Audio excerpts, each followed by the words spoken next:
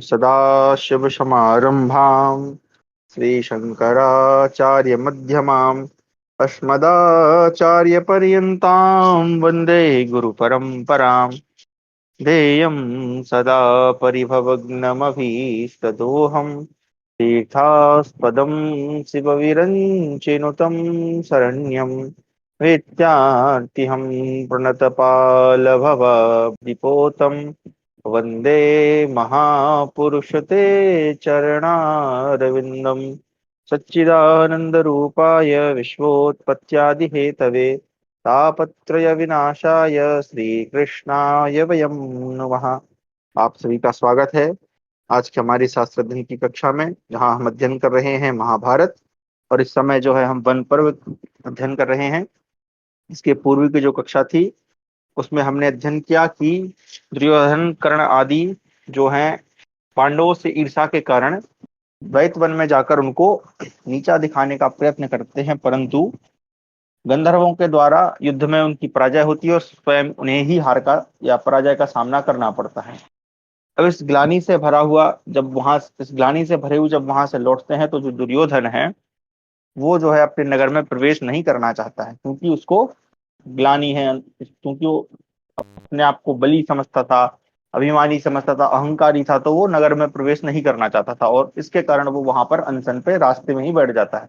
फिर शकुनी कर्ण इत्यादि सब उसको मिलकर समझाते हैं, फिर भी वो नहीं मानता। फिर हमने एक कथा पढ़ी जिसमें रसातल या पाताल लोक के जो राक्षस हैं वो उसकर वहां से ले जाते हैं, फिर वो समझाते हैं और अंत में फिर कर्ण इत्यादि के समझाने पर वो मान जाता है और फिर जो है नगर में प्रवेश करता है। अब नगर में प्रवेश करके जो भीष्म पितामह हैं वो कर्ण को या दुर्योधन को जो है दुर्वचन कहते हैं। उसके बाद जो कर्ण है वो अपनी श्रेष्ठता सिद्ध करने के लिए दिग्विजय की यात्रा पर निकलता है और फिर दिग्विजय करके वो बहुत सारी जगहों से बहुत सारा धन एकत्र करके राजा जो उसके पिता थे दुर्योधन के पिता धृतराष्ट्र को सौंप देता है।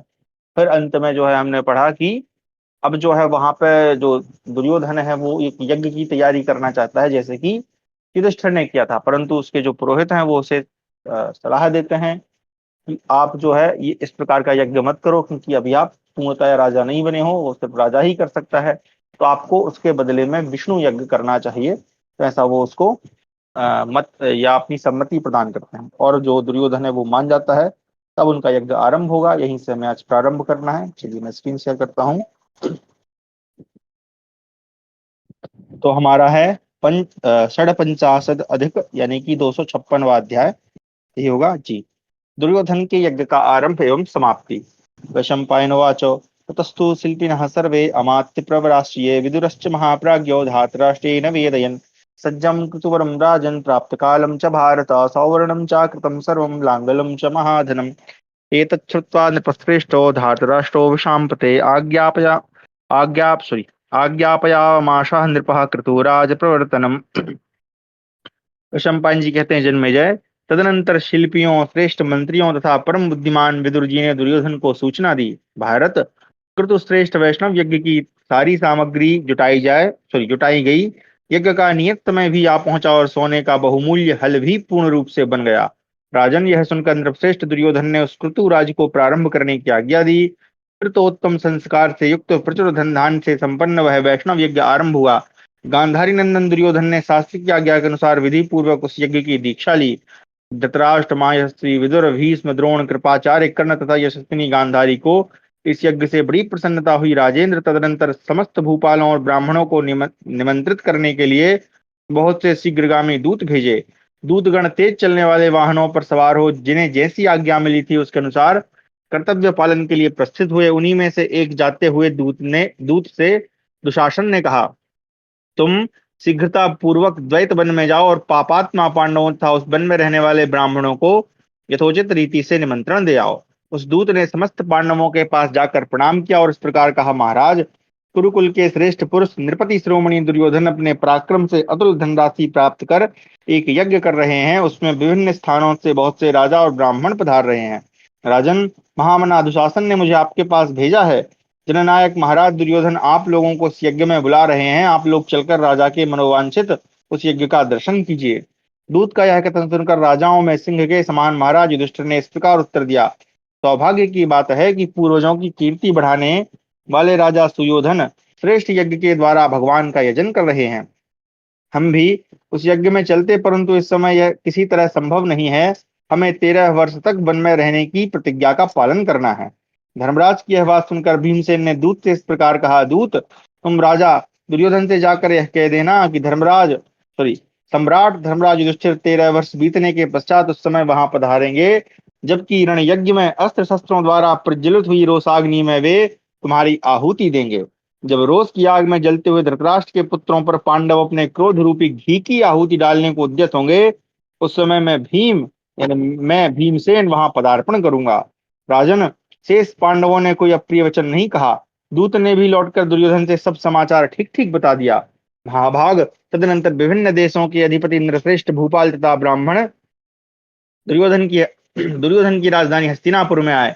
उन सबकी शास्त्रीय विधि विधि से यथोचित सेवा पूजा की गई। इससे वे नरेशगण अत्यंत प्रसन्न हो मन ही मन आनंद का अनुभव करने लगे। राजेंद्र, समस्त कौरवों से घिरे हुए धृतराष्ट्र को भी बड़ा हर्ष हुआ। उन्होंने विदुर से कहा, भैया शीघ्र ऐसी व्यवस्था करो जिससे इस यज्ञ मंडप में पधारे हुए सभी लोग खान पान से संतुष्ट एवं सुखी हों। शत्रुदमन जन्मेजय, धर्मज्ञ एवं विद्वान विदुर जी ने सब मनुष्यों की ठीक ठीक संख्या का ज्ञान करके उन सबका यथोचित स्वागत सत्कार किया। वे बड़े हर्ष के साथ सभी अतिथियों को उत्तम भक्ष्य पेय अन्नपान सुगंधित पुष्पहार तथा नाना प्रकार के वस्त्र देने लगे। वीर राजा दुर्योधन ने सभी को शास्त्रानुसार यथा योग्य निवास गृह बनवाकर उनमें ठहराया था। उसने सब प्रकार से आश्वासन तथा भांति भांति के रत्न देकर सहस्त्रों राजाओं तथा ब्राह्मणों को विदा किया। इस प्रकार सब राजाओं को विदा देकर भाइयों से घिरे हुए दुर्योधन ने कर्ण और शकुनी के साथ हस्तिनापुर में प्रवेश किया। इस प्रकार 256वां अध्याय समाप्त हुआ। 257वां अध्याय दुर्योधन के यज्ञ के विषय में लोगों का मत, कर्ण द्वारा अर्जुन के वध की प्रतिज्ञा, युधिष्ठिर की चिंता तथा दुर्योधन की शासन नीति। वैशंपायनोवाच, प्रविशन्तं महाराज सूता तुष्टुवरच्युतं, जनाश्चापि महेश्वासं तुष्टुवो राजसत्तमा, लाजिश्चन्दनचूर्णैश्च विक्रीय च जनास्ततः उदु ऊचुर्दिष्ट्या नृपा विघ्ना समाप्तोऽयं कृतस्तव अपरे त्वब्रुवन् सत्रो वातिकास्तं महीपतिं युधिष्ठिरस्य यज्ञेन नासमो ह्येषते क्रतुः। वैशंपायन जी कहते हैं, महाराज, राजश्रेष्ठ नगर में प्रवेश करते समय सूतों तथा अन्य लोगों ने भी अटल निश्चयी और महान धनुर्धर राजा दुर्योधन की भूरी भूरी प्रशंसा की। तत्पश्चात सब लोग लावा और चंदन चूर्ण बिखेर कर कहने लगे, महाराज, आपका यह यज्ञ बिना किसी विघ्न बाधा के पूर्ण हो गया, यह बड़े सौभाग्य की बात है। वहीं कुछ लोग ऐसे भी थे जिनका मस्तिष्क वात रोग से विकृत था। कब क्या कहना उचित है इसको वो जानते नहीं थे। अतः राजा दुर्योधन को संबोधित करके कहने लगे, राजन, आपका यह यज्ञ युधिष्ठिर के यज्ञ के समान नहीं था। कुछ अन्य वायु रोग ग्रस्त लोग राजा दुर्योधन से इस प्रकार कहने लगे, यह यज्ञ तो युधिष्ठिर के यज्ञ की 16वीं कला के बराबर भी नहीं था। जो राजा के सुहृद से वे वहां इस प्रकार बोले, यह यज्ञ पिछले सब यज्ञों से बढ़कर हुआ है। ये जाति नहुष, मानधाता और भरत भी इस यज्ञ कर्म का अनुष्ठान करके पवित्र हो सबके सब स्वर्गलोक में गए हैं। भरतश्रेष्ठ, सुहृदों की ये सुंदर बातें सुनता हुआ राजा दुर्योधन प्रसन्नता पूर्वक नगर में प्रवेश करके अपने राजभवन में गया। महाराज, उसने सबसे पहले अपने माता पिता के चरणों में प्रणाम किया। तत्पश्चात क्रमशः भीष्म, द्रोण और कृपाचार्य आदि को तथा बुद्धिमान विदुर जी को भी मस्तक झुकाया। तदनंतर छोटे भाइयों ने आकर भ्राताओं का आनंद बढ़ाने वाले दुर्योधन को प्रणाम किया। इसके बाद सब भाइयों से घिरा हुआ अपने प्रमुख राज सिंहासन पर विराजमान हुआ। उस समय सूत पुत्र कर्ण ने उठकर महाराज दुर्योधन से इस प्रकार कहा, भरत श्रेष्ठ, सौभाग्य की बात है कि तुम्हारा यह महान यज्ञ सकुशल समाप्त हुआ।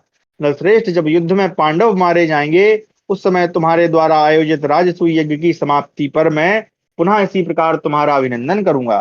तब महायशस्वी महाराज दुर्योधन ने उससे इस प्रकार कहा, वीर, तुम्हारा यह कथन सत्य है। नरश्रेष्ठ, जब दुरात्मा पांडव मारे जाएंगे उस समय महायज्ञ राजसूय के समाप्त होने पर तुम पुनः इसी प्रकार मेरा अभिनंदन करोगे।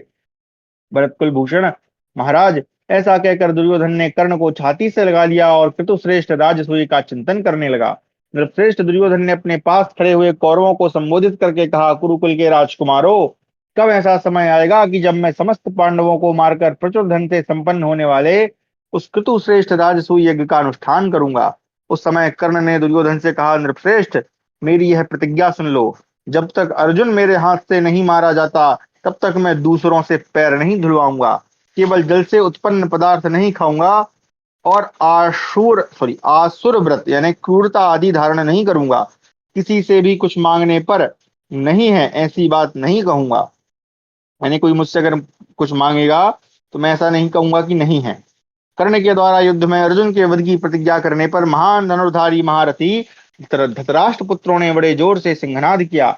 उस दिन से कौरव पांडवों को ही पराजित मानने लगे राजेंद्र। तदनंतर जैसे देवराज इंद्र चैत्ररथ नामक उद्यान में प्रवेश करते हैं, उसी प्रकार श्रीमान दुर्योधन ने नरपुंगवों को विदा करके अपने महल में प्रवेश किया। भारत तदनंतर वे सभी महान धनुर्धर वीर अपने अपने अपने भवन में चले गए। इधर महाधनुर्धर पांडव दूत के वाक्य से प्रेरित हो उसी विषय का चिंतन करते हुए कभी चैन नहीं पाते थे। महाराज, फिर उन्होंने गुप्तचरों द्वारा यह समाचार भी प्राप्त कर लिया कि जिसमें अर्जुन के वध के लिए सूत पुत्र कर्ण की प्रतिज्ञा दोहराई गई थी। राजन, यह सुनकर धर्मपुत्र युधिष्ठिर उद्विग्न हो उठे। वे विचारने लगे, कर्ण का कवच अवेद्य है, उसका पराक्रम भी अद्भुत है, यह मानकर तथा वन के क्लेशों का स्मरण करके उन्हें शांति नहीं प्राप्त होती थी। इस प्रकार चिंता से घिरे हुए महात्मा युधिष्ठिर के मन में यह विचार उत्पन्न हुआ कि अनेक प्रकार के सर्पों तथा मृगों से भरे हुए इस द्वैत वन को छोड़कर हम कहीं अन्यत्र चलें। इधर राजा दुर्योधन भी अपने वीर भाइयों के साथ रहकर भीष्म, द्रोण, कृपाचार्य, युद्ध में शोभा पाने वाले सूत पुत्र कर्ण तथा द्यूत कुशल शकुनी से मिलकर निरंतर प्रसन्नता का अनुभव करता हुआ इस पृथ्वी का शासन करने लगा। दुर्योधन अब सदा अपने अधीन रहने वाले राजाओं का प्रिय करने लगा और प्रचुर दक्षिणा वाले यज्ञों द्वारा श्रेष्ठ ब्राह्मणों का भी स्वागत सत्कार करता रहा। राजन, शत्रुओं को संताप देने वाला वीर दुर्योधन निरंतर अपने भाइयों का प्रिय कार्य किया करता था। धन के दो ही फल हैं, दान और भोग। ऐसा मन ही मन निश्चय करके वह इन्हीं में धन का उपयोग करता था। इस प्रकार 257वां अध्याय समाप्त हुआ। अब है मृग स्वप्नोद्भव पर्व, जो कि वन पर्व का उपपर्व है। हमारा है 258वां अध्याय, पांडवों का काम्यक वन में गमन। जन्मेजय उवाच दुर्योधन मोक्षेत्वा पांडुपुत्रा महाबला किमुकार सुवने तस्मिन् ममाख्यातु मर्हसि। वैशंपायन उवाच ततः शयानं कौन्तेयं रात्रौ दयितवने मृगा स्वप्नान्ते दर्शयामाशु बाष्पकण्ठा युधिष्ठिरम्। तान् अब्रवीत् स राजेन्द्रो वेपमानान् कृताञ्जलीन् ब्रूत यद्वक्तु कामास्था के भवन्तः किमिष्यते। जन्मेजय ने पूछा, दुर्योधन को गंधर्वों के बंधन से छुड़ाकर महाबली पांडवों ने उस वन में और कौन सा कार्य किया, वह मुझे बताने की कृपा करें। वह शंपायन जी ने कहा, तदनंतर एक रात में जब कुंती नंदन युधिष्ठिर सो रहे थे, स्वप्न में द्वैत वन के सिंह, बाघ आदि हिंस्र पशुओं ने उन्हें दर्शन दिया। उन सबके कंठ आंसुओं से रुंधे हुए थे। एक सेकंड रुकिएगा।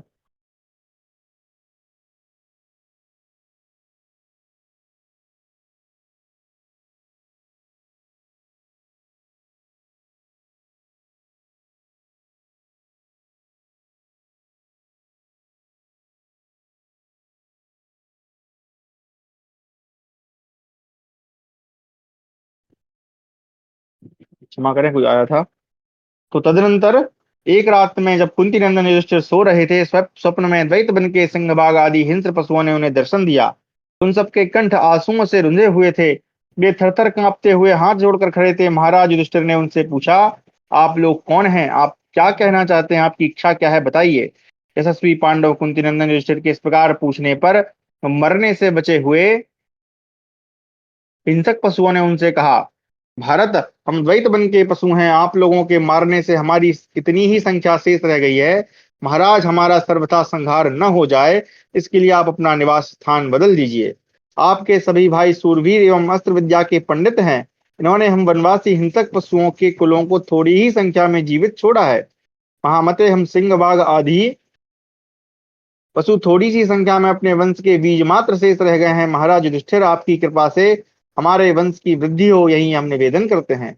वे सिंह, बाघ आदि पशु त्रस्त होकर थर कांप रहे थे और बीज मात्र ही शेष रह गए थे। उनकी यह दयनीय दशा देखकर धर्मराज युधिष्ठिर अत्यंत दुख से व्याकुल हो गए। समस्त प्राणियों के हित में तत्पर रहने वाले राजा युधिष्ठिर ने उनसे कहा, बहुत अच्छा, तुम लोग जैसा कहते हो वैसा ही करूंगा।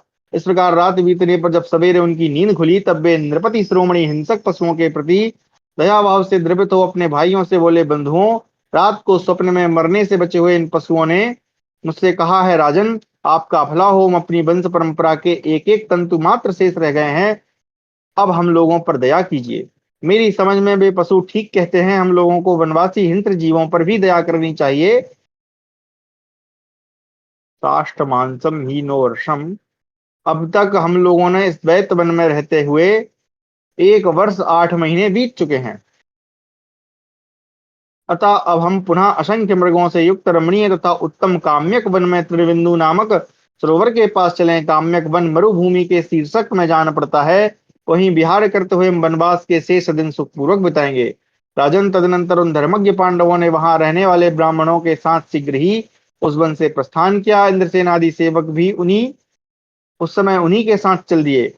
वे सब लोग उत्तम अन्न और पवित्र जल की सुविधा से संपन्न तथा सदा चालू रहने वाले मार्गों से यात्रा करते हुए पुण्य एवं बहुतेरे तपस्वी जनों से युक्त काम्यक वन के आश्रम में पहुंचकर वहां की शोभा देखने लगे। जैसे पुण्यात्मा पुरुष स्वर्ग में जाते हैं, उसी प्रकार उन भरत श्रेष्ठ पांडवों ने श्रेष्ठ ब्राह्मणों के साथ काम्यक वन में प्रवेश किया। इस प्रकार 258वां अध्याय समाप्त हुआ। अब ये अध्याय मुझे थोड़ा सा अजीब सा जान पड़ा कि मतलब कथा प्रसंग को ये भेद कर रहा है। बीच में कहाँ से स्वप्न की बात आ गई, और एक ही अध्याय का पर्व है यानी उपपर्व है। अगर उपपर्व भी होगा तो एक अध्याय का क्यों होगा? क्योंकि अगले से हम देखें तो दूसरा पर्व यहाँ पे जो उपपर्व है वो स्टार्ट हो रहा है, तो संभवतः ये प्रक्षिप्त हो सकता है, क्योंकि इतने दिनों से तो रह रहे थे वो। ठीक है, चलिए। ये विचारणीय है जो ऊपर का अध्याय है, क्योंकि मुझे नहीं लगता कि वो इस तरह, हाँ, हिंसक पशुओं का वो शिकार तो करते थे, लेकिन इतनी मात्रा में करते होंगे ये संभव नहीं है। और वो उनकी जो चिंता थी वो कुछ और ही थी, ऊपर, जो कि इसके ऊपर वाले अध्याय में बताई गई थी। आगे हमारा है एकोन हमारा है 259वां अध्याय। युधिष्ठिर की चिंता, व्यास जी का पांडवों के पास आगमन और दान की महत्ता का प्रतिपादन। वैशंपायनोवाच वने निवसतां तेषां पाण्डवानां महात्मनां वर्षाणि दशाति कृच्छ्रेण भरतर्षभ फलमूलासनास्ते हि सुखारां दुःखमुत्तमम् प्राप्त कालमनुध्यान्तः सेहिरे वरपूरुषा युधिष्ठिरस्तु राजर्षिरात्मकर्मापराधिजम् चिंतयन् सा महाबाहु भ्रातॄणां दुःखमुत्तमम्। वैशंपायन जी कहते हैं, भरतश्रेष्ठ जन्मेजय, इस प्रकार वन में रहते हुए उन महात्मा पांडवों के 11 वर्ष बड़े कष्ट से बीते। वे फल मूल खाकर रहते थे, सुख भोगने के योग्य होकर भी महान कष्ट भोगते थे, और यह सोचकर कि यह हमारे कष्ट का समय है, इसे धैर्य पूर्वक सहन करना चाहिए, चुपचाप सब दुख झेलते थे। उनमें ऐसा विवेक इसलिए था कि वे सबके सब श्रेष्ठ पुरुष थे। महाबाहु राजर्षि युधिष्ठिर सदा यही सोचते थे कि मेरे भाइयों पर ये जो महान दुख आ पड़ा है मेरी ही करनी का फल है, मेरे ही अपराध से इन्हें कष्ट भोगना पड़ रहा है। इसी चिंता में पड़े पड़े राजा युधिष्ठिर रात में सुख की नींद नहीं सो पाते थे। ये बातें उनके हृदय में चुभे हुए कांटों के समान दुख दिया करती थी। जुआ खेलने के कारण भूत शकुनी आदि की दुष्टता पर दृष्टिपात करके तथा सूतपुत्र कर्ण की कठोर बातों को स्मरण करके पांडुनंदन युधिष्ठिर दीन भाव से लंबी सांसें लेते रहते और महान क्रोध रूपी विष को अपने हृदय में धारण करते थे। अर्जुन, दोनों भाई नकुल सहदेव, यशस्विनी द्रौपदी तथा सर्वश्रेष्ठ बलवान महातेजस्वी भीमसेन भी राजा युधिष्ठिर की ओर देखते हुए महान से महान दुख को चुपचाप सहते रहे। अब तो वनवास थोड़ा सा ही समय शेष रह गया है, ऐसा समझकर इंद्रश्रेष्ठ पांडवों ने उत्साह एवं अमर से युक्त चेष्टाओं से अपने शरीर को किसी और ही प्रकार का बना लिया था। तदनंतर किसी समय महायोगी सत्यवती नंदन व्यास पांडवों को देखने के लिए वहां आए। उन महात्मा को आया देख कुंती नंदन युधिष्ठिर उनकी अगवानी के लिए कुछ दूर आगे बढ़ गए और विधि पूर्वक स्वागत सत्कार करके साथ उन्हें अपने लिवा लाए। जब भी आप आसन पर बैठ गए तब पांडवों का आनंद बढ़ाने वाले युधिष्ठिर अपनी इंद्रियों को संयम में रखते हुए सेवा की इच्छा से व्यास जी के पास ही बैठ गए और उनके चरणों में प्रणाम करके उन्होंने महर्षि को संतुष्ट किया। अपने पौत्रों को वनवास के कष्ट से दुर्बल तथा जंगली फलमूल खाकर जीवन निर्वाह करते देख महर्षि व्यास को बड़ी दया आई। वे उन पर कृपा करने के लिए नेत्रों से आंसू बहाते हुए गदगद कंठ से बोले, धर्मात्माओं में श्रेष्ठ महाबाहु युधिष्ठिर, मेरी बात सुनो। संसार में जिन्होंने तपस्या नहीं की वे महान सुख की उपलब्धि नहीं कर पाते। मनुष्य बारी बारी से सुख और दुख दोनों का सेवन करता है।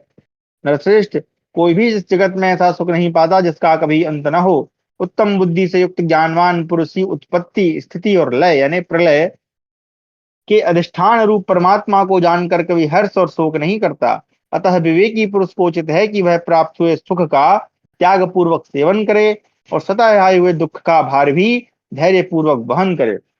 यानी कि कहने का भाव ये है, ये बहुत अच्छा श्लोक है कि सुखम मां पतितम सेवेत दुखम मां पतितम वहेत, है ना। ये मतलब ये सूक्ति है, ये महाभारत की बड़ी प्रसिद्ध है, और आगे भी दो तीन श्लोक जो है वो बड़े ही उत्तम उत्तम है। तो जैसे हमारे पास सुख आया है तो उसको त्याग पूर्वक सेवन करें, मतलब ये समझ के करें कि ये जल्दी ही इसको हमें त्याग देना पड़ेगा। और उसी तरह से अगर दुख आया है तो धैर्य रखें कि भाई ये दुख है तो ये भी हटेगा, इस प्रकार का बात। तो जैसे किसान बीज बोकर समय के अनुसार प्रारब्धवश जितना अन्न मिलता है उसे ग्रहण करता है, उसी प्रकार मनुष्य समय समय पर दैवश प्राप्त हुए सुख एवं दुख को स्वीकार करे। भारत, तब से बड़ा कोई दूसरा साधन नहीं है, तब से मनुष्य महत्पत यानी परमात्मा को प्राप्त कर लेता है। तुम इस बात को अच्छी तरह जान लो कि तपस्या से कुछ भी असाध्य नहीं है। ये भी बड़ा प्रसिद्ध श्लोक है कि तपसो ही परम नास्ति तपसा विन्दते महत्।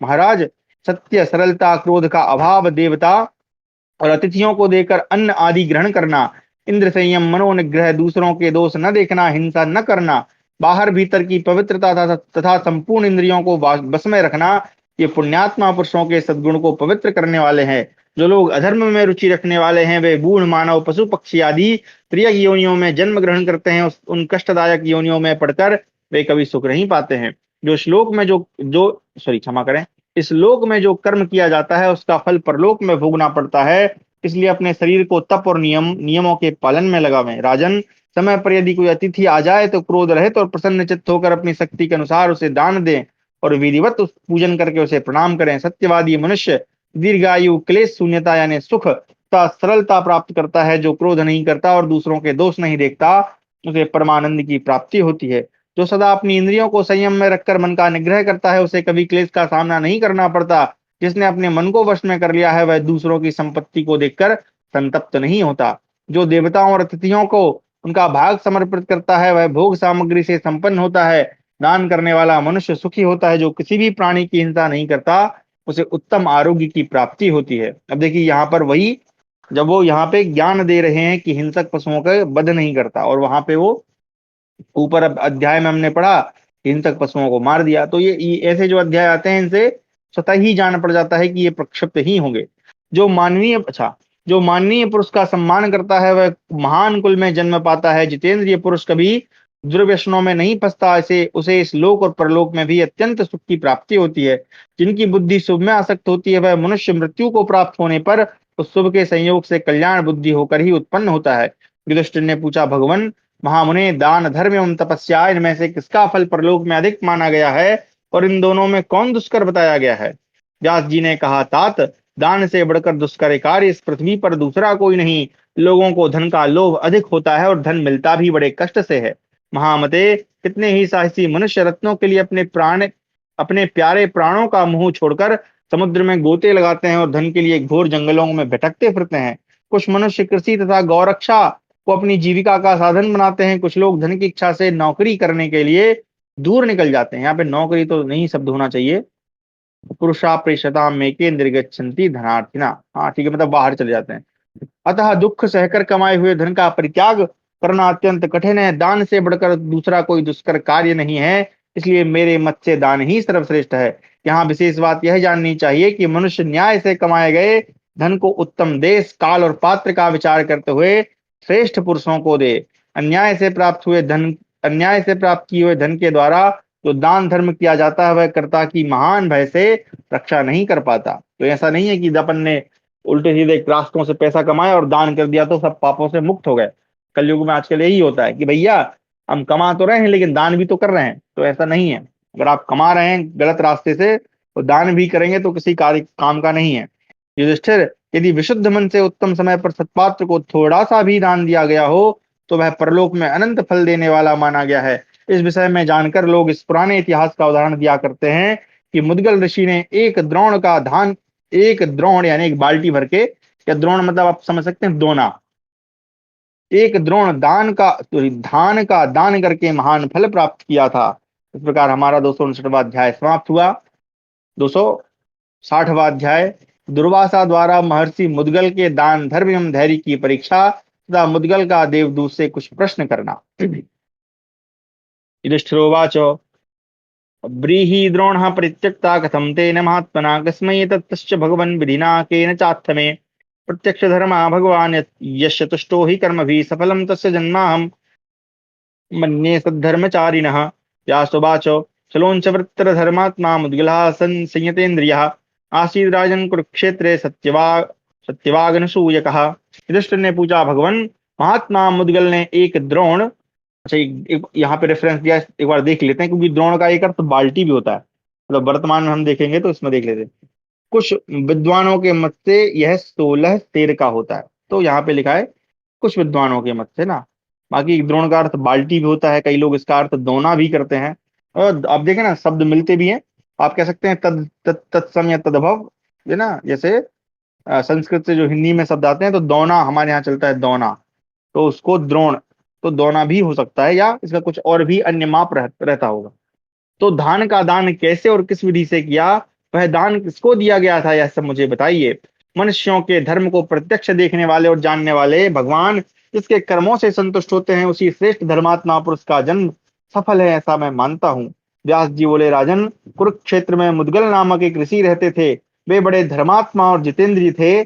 सिल तथा उंच वृत्ति से ही वे जीविका चलाते थे। अब ये सिलोंच वृत्ति क्या है, ये इसको भी देख लेते हैं। ये भी हमारे दर्शन शास्त्र में जो वैशेष जो कणाद दर्शन है ना, जो कहते हैं जो वैशेषिक दर्शन है, जिसके प्रतिपादक ऋषि कणाद है, उनकी भी यही वृत्ति थी। तो कहा, उंशांकर्षः आदानम कड़िशाद्यर्जनम शिलम, अर्थात इस कोश वाक्य के अनुसार बाजार उठ जाने पर या खेत कटने पर वहां बिखरे हुए अन्न के दाने बीनना उंच कहलाता है, और खेत कट जाने पर वहां गिरी हुई गेहूं धान आदि की बालें बीनना सील कहा जाता है। जिसको सिलोंच वृत्ति, यानी खेत कट गया या बाजार की कोई दुकान इत्यादि जो अनाज वनाज बिक रहा है, अब वो उठाते समय जो गिर गया उसी को उठाकर खाना, वही सिलोंच वृत्ति है। अब देखिए कितना ही मिलता होगा उसमें। और जितना बीनते हैं उतना ही खाते हैं, जो गिरा है वही, किसी से ना मांगते हैं ना किसी के यहाँ जाते हैं, उसी से अपनी जीविका चलाते हैं, और सदा सत्य बोलते और किसी की निंदा भी नहीं करते हैं। उन्होंने अतिथियों की सेवा का व्रत ले रखा था। वे बड़े कर्मनिष्ठ और तपस्वी थे तथा कापोती वृत्ति का आश्रय ले वे आवश्यकता के अनुसार थोड़े से ही अन्न का संग्रह करते थे। कापोती यानी जो कबूतर होता है, कबूतर थोड़ा सा ही अन्न जितना मिल जाता है उतना ही खा लेता है, इकट्ठा नहीं करता है। वे मुनि स्त्री और पुत्र के साथ रहकर 15 दिन में जैसे कबूतर दाने चुगता है, उसी प्रकार चुनकर एक द्रोण धान का संग्रह कर पाते थे और उसके द्वारा इष्टीकृत नामक यज्ञ का अनुष्ठान करते थे। इस प्रकार परिवार सहित उन्हें 15 दिन पर भोजन प्राप्त होता था। उनके मन में किसी के प्रति ईर्षा का भाव नहीं था। वे प्रत्येक पक्ष में दर्श एवं पौर्णमास यज्ञ करते थे तथा देवताओं और अतिथियों को उनका भाग अर्पित करके शेष अन्न से जीवन यापन करते थे। महाराज, प्रत्येक पर्व पर तीनों लोगों के स्वामी साक्षात इंद्र देवताओं सहित पधार कर उनके यज्ञ में भाग ग्रहण करते थे। मुद्गल ऋषि मुनि वृत्ति से रहते हुए पर्व कालोचित कर्मदर्श और पौर्णमास यज्ञ करके हर्षोल्लास पूर्ण हृदय से अतिथियों को भोजन देते थे। ईर्षा से रहित महात्मा मुद्गल एक द्रोण धान से तैयार किए हुए अन्न में से जब जब दान करते थे, तब तब देने से बचा हुआ अन्न मुद्गल के द्वारा दूसरे अतिथियों का दर्शन करने से बढ़ जाया करता था। इस प्रकार उसमें सैकड़ों मनीषी ब्राह्मण एक साथ भोजन कर लेते थे। मुद्गल मुनि के विशुद्ध त्याग के प्रभाव से वह अन्न निश्चय ही बढ़ जाता था। राजन, एक दिन दिगंबर वेश में भ्रमण करने वाले महर्षि दुर्वासा ने उत्तम व्रत का पालन करने वाले धर्मिष्ठ महात्मा मुद्गल का नाम सुना। उनके व्रत की ख्याति सुनकर वे वहां आ पहुंचे। पांडुनंदन, दुर्वासा मुनि पागलों की तरह अटपटा वेश धारण किए मून मुड़ाए और नाना प्रकार के कटु वचन बोलते हुए उस आश्रम में पधारे। ब्रह्मर्षि मुद्गल के पास पहुंचकर मुनिश्रेष्ठ दुर्वासा ने कहा, विप्रवर, तुम्हें यह मालूम होना चाहिए कि मैं भोजन की इच्छा से यहाँ आया हूँ। मुद्गल ने उनसे कहा, महर्षि, आपका स्वागत है। ऐसा कहकर उन्होंने पाद्य, उत्तम, अर्घ्य तथा आचमनीय आदि पूजन की सामग्री भेंट की। तत्पश्चात उन व्रतधारी अतिथि से भी महर्षि मुद्गल ने बड़ी श्रद्धा के साथ उन्मत्त वेशधारी भूखे तपस्वी दुर्वासा को भोजन अर्पित किया। वह अन्न बड़ा स्वादिष्ट था। वे उन्मत्त मुनि भूखे तो थे ही, परोसी हुई सारी रसोई खा गए। तब महर्षि मुद्गल ने उन्हें और भोजन दिया। इस तरह सारा भोजन उदरस्थ करके दुर्वासा जी ने जूठन लेकर अपने सारे अंगों में लपेट ली और फिर जैसे आए थे वैसे ही चल दिए। इसी प्रकार दूसरा पर्वकाल आने पर दुर्वासा ऋषि ने पुनः आकर उच्च वृत्ति से जीवन निर्वाह करने वाले उन मनीषी महात्मा मुद्गल के यहाँ सारा अन्न खा लिया। मतलब कहने का वो 15 या मतलब एक पर्व में, जब एक पर्व से दूसरा 15 दिन का मान लीजिए आता है, तभी वो भोजन करते थे, उसी में आके उनने खा लिया। मुनि निराहार रहकर पुनः अन्न के दाने बीनने लगे। भूख का कष्ट उनके मन में विकार उत्पन्न करने में समर्थ न हो सका। स्त्री पुत्र सहित अन्न के दाने चुनते हुए विप्रवर मुद्गल के हृदय में क्रोध, द्वेष, घबराहट तथा अपमान प्रवेश नहीं कर सके।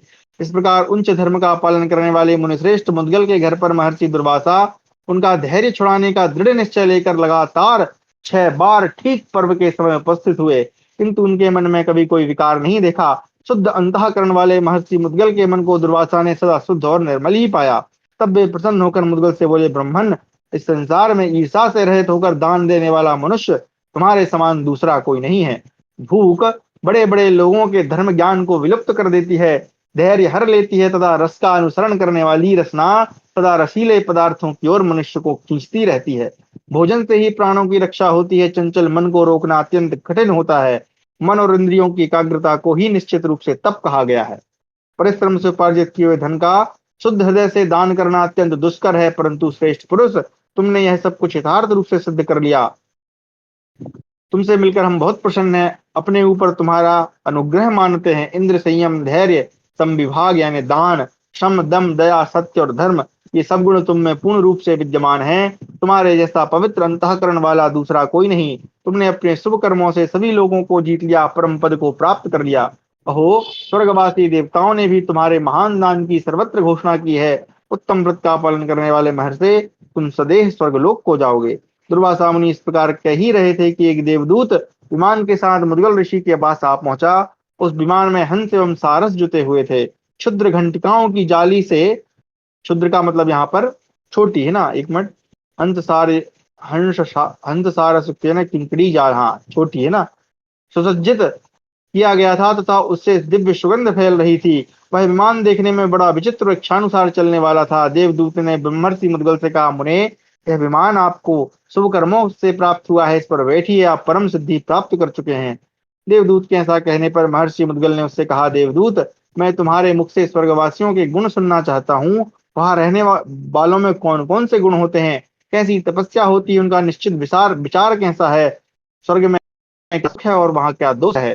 प्रभु, सत्पुरुषों में 7 पग एक साथ चलने से ही मित्रता हो जाती है, ऐसा कुलीन सत्पुरुषों का कथन है। मैं उसी मैत्री को सामने रखकर तुमसे उपयुक्त प्रश्न पूछ रहा हूँ।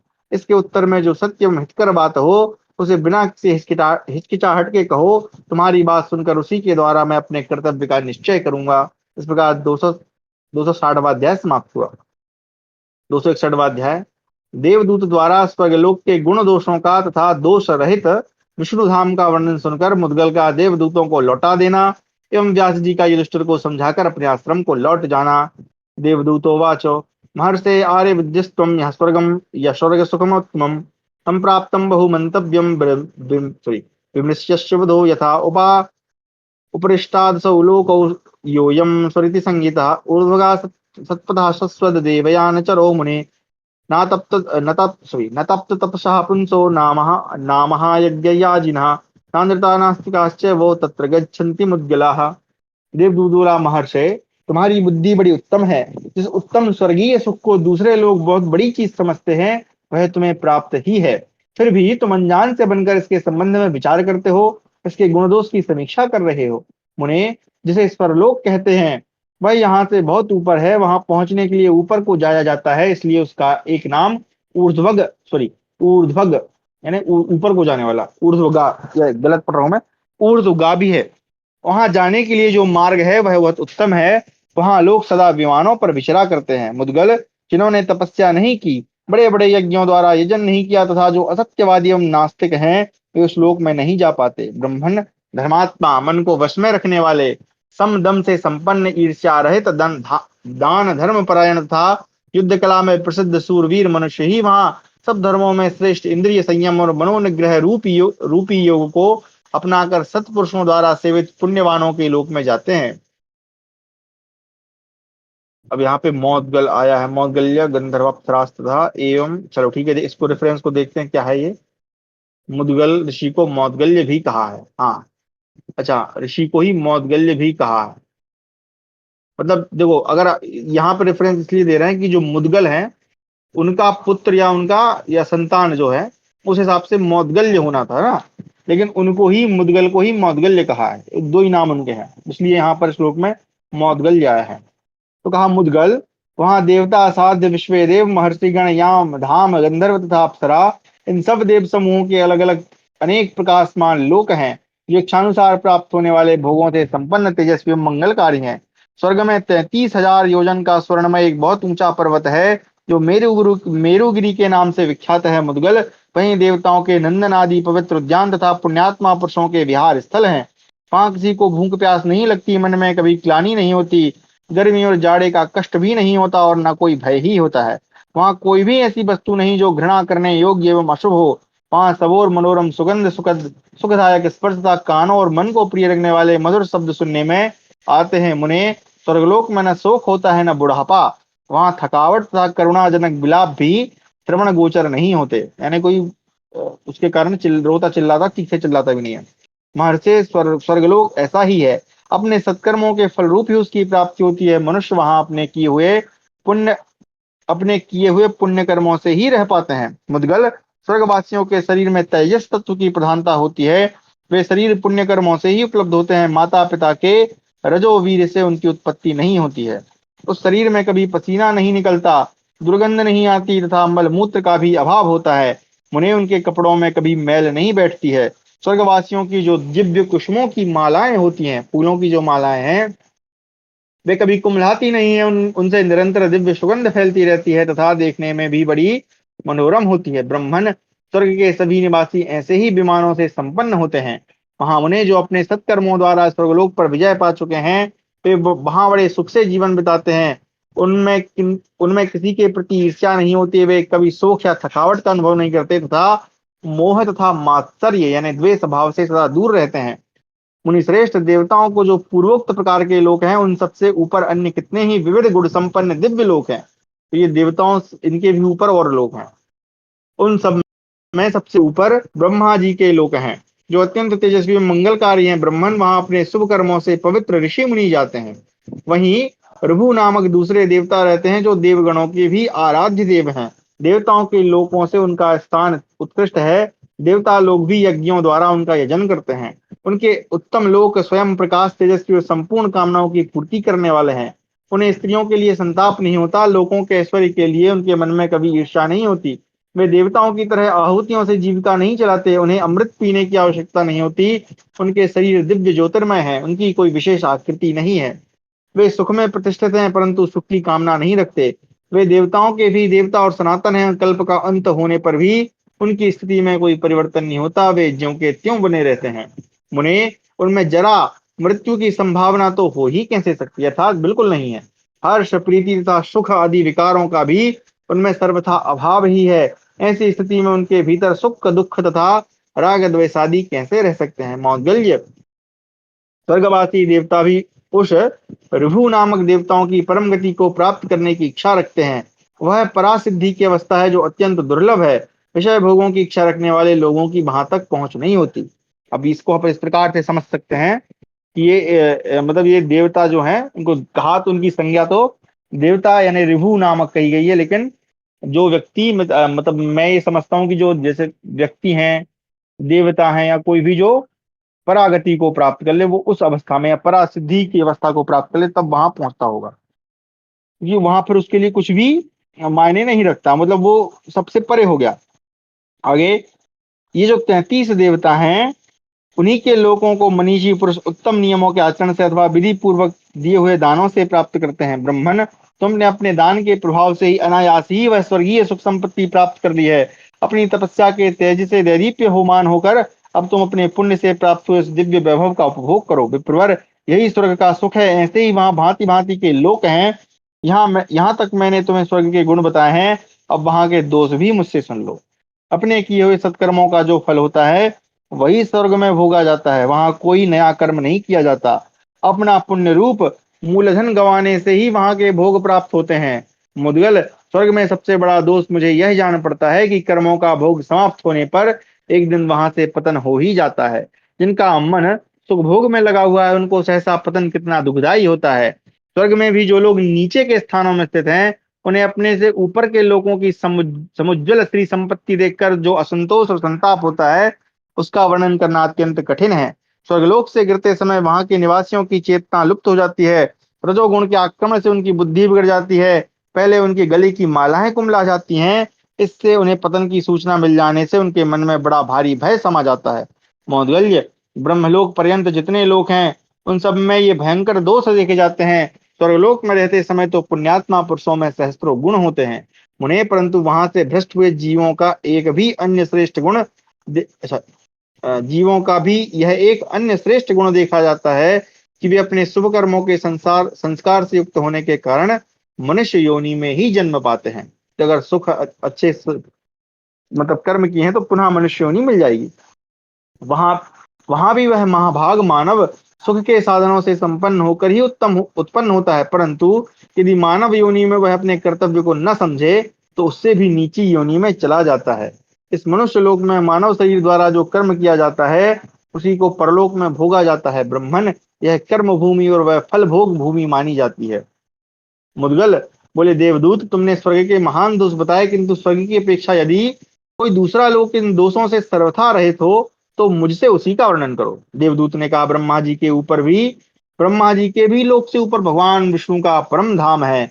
वह शुद्ध सनातन ज्योतिर्मय लोक है, उसे पर ब्रह्म भी कहते हैं। विप्रवर, जिनका मन विषयों में रचा पचा रहता है वे लोग वहां नहीं जा सकते। दंभ, लोभ, महाक्रोध, मोह और द्रोह से युक्त मनुष्य भी वहां नहीं पहुंच सकते। जो ममता और अहंकार से रहित सुख दुख आदि द्वंद्वों से ऊपर उठे हुए हैं, जितेंद्रिय और ध्यान योग में तत्पर हैं, वे मनुष्य ही उस लोक में जा सकते हैं। मुदगल, तुमने जो कुछ मुझसे पूछा वह सब मैंने कह सुनाया। साधो, अब आपकी कृपा से हम लोग सुखपूर्वक स्वर्ग की यात्रा करें, विलंब नहीं होना चाहिए। दास जी कहते हैं, राजन, देवदूत की यह बात सुनकर मुनिश्रेष्ठ मुदगल ने उस पर बुद्धिपूर्वक विचार किया। विचार करके उन्होंने देवदूत से कहा, देवदूत, तुम्हें नमस्कार है। तात, तुम सुखपूर्वक पधारो। स्वर्ग अथवा वहां का सुख महान दोष से युक्त है, इसलिए मुझे उसकी आवश्यकता नहीं है। ओह, पतन के बाद तो स्वर्गवासी मनुष्यों को अत्यंत भयंकर महान दुख और अनुताप होता है, फिर वे इसी लोक में विचरते रहते हैं, इसलिए मुझे स्वर्ग में जाने की इच्छा नहीं है। जहां जाकर मनुष्य कभी शोक नहीं करते, व्यथित नहीं होते और जहां से विचलित नहीं होते, केवल उसी अक्षय धाम का मैं अनुसंधान करूंगा, उसकी खोज करूंगा। ऐसा कहकर मुदगल मुनि ने उस देवदूत को विदा कर दिया और सिल एवं मुंश वृत्ति से जीवन निर्वाह करने वाले वे धर्मात्मा महर्षि उत्तम रीति से सम दम आदि नियमों का पालन करने लगे। उनकी दृष्टि में निंदा और स्तुति समान हो गई। वे मिट्टी के ढेले पत्थर और स्वर्ण को समान समझने लगे। विशुद्ध ज्ञान योग के द्वारा नित्य ध्यान में तत्पर रहने लगे। ध्यान से परम वैराग्य का बल पाकर उन्हें उत्तम बोध प्राप्त हुआ और उनके द्वारा उन्हें सनातन मोक्ष रूपा परम सिद्धि प्राप्त कर ली। कुंती नंदन, इसलिए तुम भी समृद्धशाली राज्य से भ्रष्ट होने के कारण शोक न करो। तपस्या द्वारा तुम उसे प्राप्त कर लोगे। मनुष्य पर सुख के बाद दुख और दुख के बाद सुख बारी बारी से आते रहते हैं, जैसे अरे नेमी से जुड़े हुए ऊपर नीचे आते रहते हैं। अब अरा क्या होता है? जैसे आपने बैलगाड़ी का पहिया देखा हो या रथ का जो पहिया देखा हो, उसमें जो बीच में जो अरे लगे हैं, लकड़ी के जो लगे रहते हैं वो, और नेमी मतलब जो उसमें बीच में लगी है ना, जो चक्र है, तो वो जब घूमता है तो जो नेमी है या चक्र है, वो चक्र के डंडे ऊपर नीचे आते रहते हैं, है ना। ये भी बहुत सुंदर श्लोक है। सुखस्यानंतरम दुखम, दुखस्यानंतरम सुखम, पर्यायेणोपसर्पन्ते नरम नेमी मराए वो। वैसे ही मनुष्य का सुख दुख से संबंध होता रहता है। अमित पराक्रमी युधिष्ठिर, तुम 13वें वर्ष के बाद अपने बाप दादों का राज्य प्राप्त कर लोगे, अतः अब तुम्हारी मानसिक चिंता दूर हो जानी चाहिए। वह शंपायन जी कहते हैं, जन्मेजय, परम बुद्धिमान भगवान व्यास पांडुनंदन युधिष्ठिर से ऐसा कहकर तपस्या के लिए पुनः अपने आश्रम की ओर चले गए। इस प्रकार हमारा 261वां अध्याय समाप्त हुआ। 262वां अध्याय, यहाँ पर हमारा द्रौपदी हरण जो उपपर्व है वो आरंभ होता है। मतलब यहाँ पे द्रौपदी जी का हरण हुआ क्या? दुर्योधन का महर्षि दुर्वासा को आतिथ्य सत्कार से संतुष्ट करके उन्हें युधिष्ठिर के पास भेजकर प्रसन्न होना। जन्मेजयोवाच, वसत्स्वेवं वनेतेषु पाण्डवेषु महात्मसु रममाणेषु चित्राभिः कथाभिः मुनिभिः सह सूर्यदत्ताख्यान्येवो कृष्णाया भोजनावधि ब्राह्मणास्तर्पमाणेषु ये चान्नार्थमुपागतः धार्तराष्ट्रादुरात्मानः सर्वे दुर्योधनादयः कथम तेष्वन वर्तन्तो पापचारा महामुने।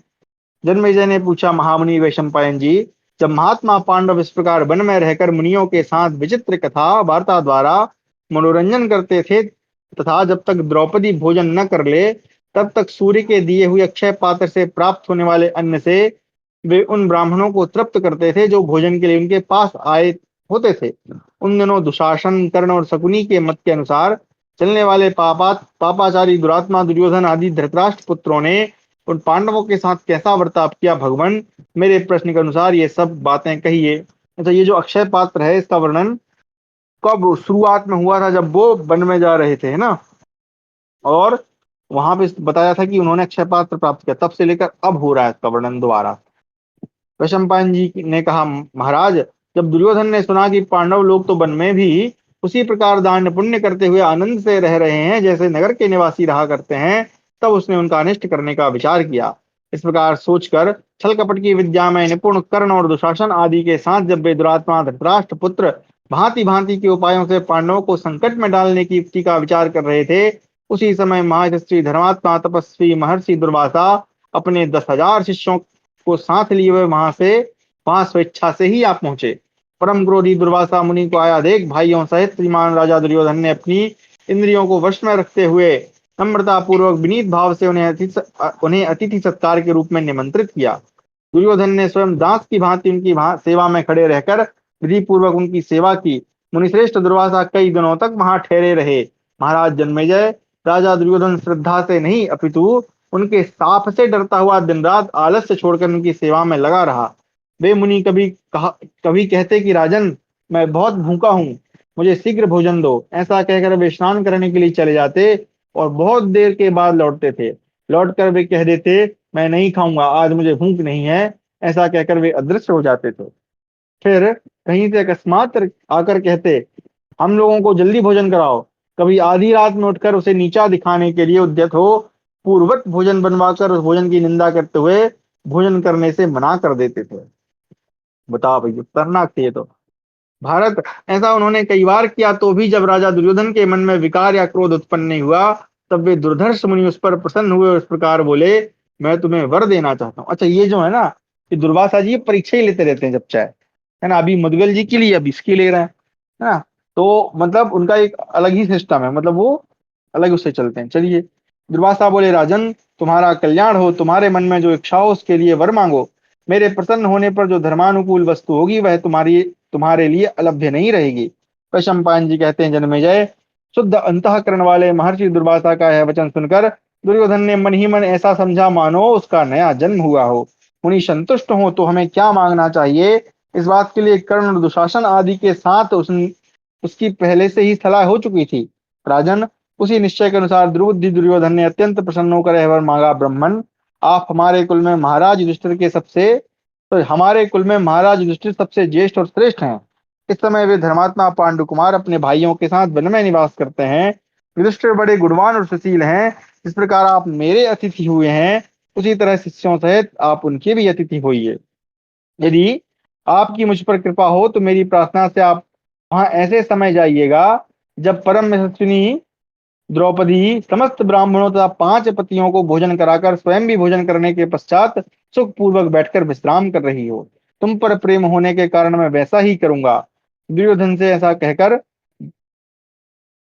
पूजन करने गए। एक मिनट।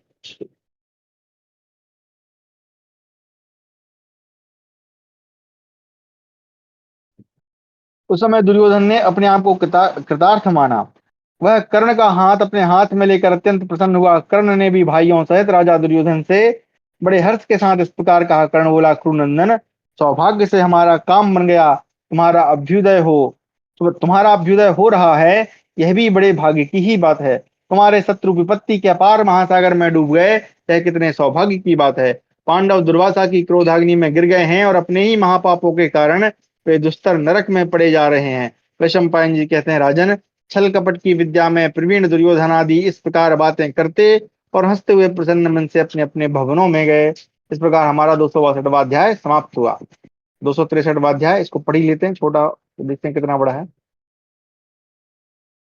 चलिए, बड़ा ही लग रहा है। चलिए, तो कक्षा को फिर यहीं विराम दे देते हैं।